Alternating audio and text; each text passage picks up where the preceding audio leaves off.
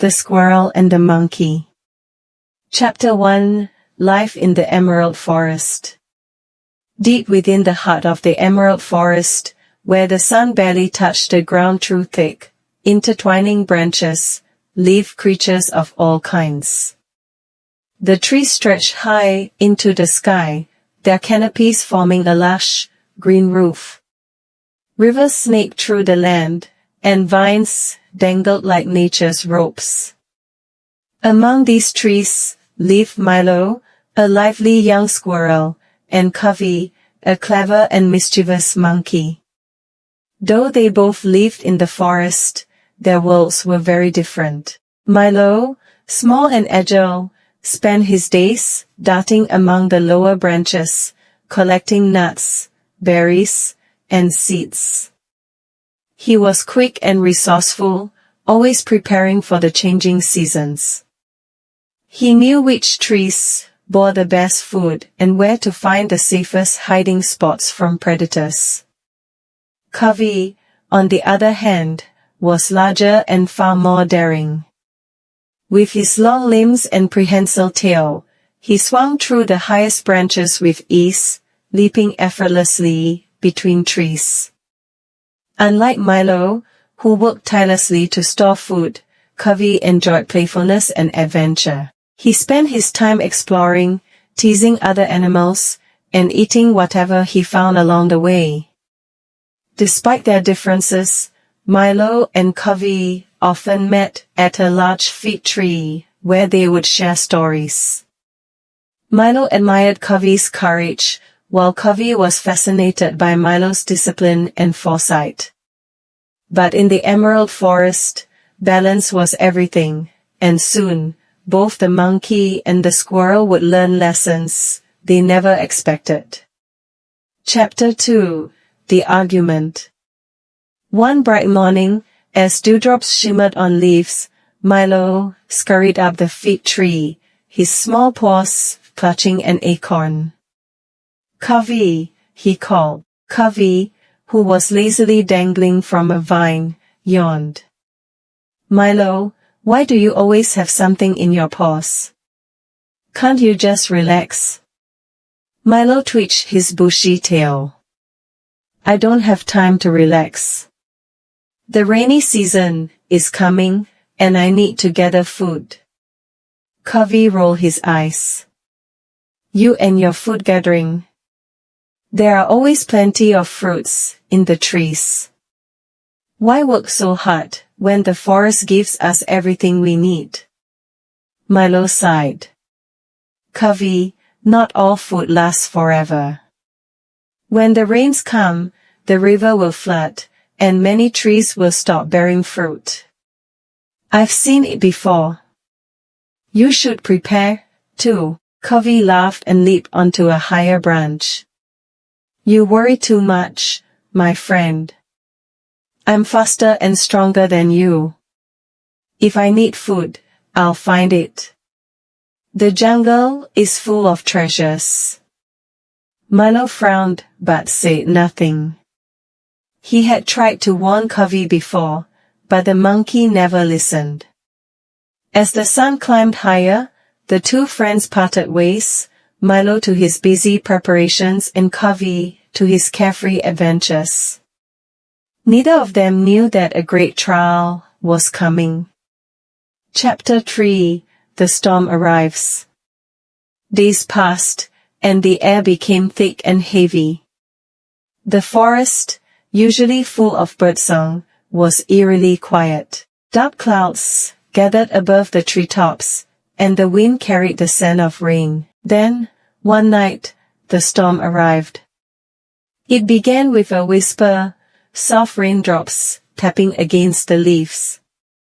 But within hours, the rain became a roaring downpour, drenching the trees, flooding the rivers, and turning the forest floor into a swamp. Milo, safely nestled in his tree hollow, watched as the wind howled and lightning split the sky. He had spent weeks preparing, and now he had a warm nest and plenty of food. But where was Covey? The monkey had ignored the warnings, and now he was caught in the storm. His favorite trees swayed dangerously, and many of the fruits he relied on were washed away. The wind made it impossible to swing from branch to branch, and his usual sleeping spot, a large, exposed branch, was too risky. Cold, hungry, and afraid, Covey realized his mistake. "I should have listened to Milo," he murmured. With no shelter and no food, he had no choice but to search for his friend. Chapter 4: A Friend in Need.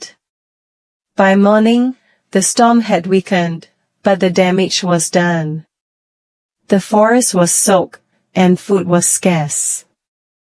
Milo was nibbling on a nut when he heard a soft rustling. He turned to see Covey, shivering and soaked to the bone. "Milo," Covey's voice was weak. I have nothing to eat. No dry place to sleep." Milo's first instinct was to scold him.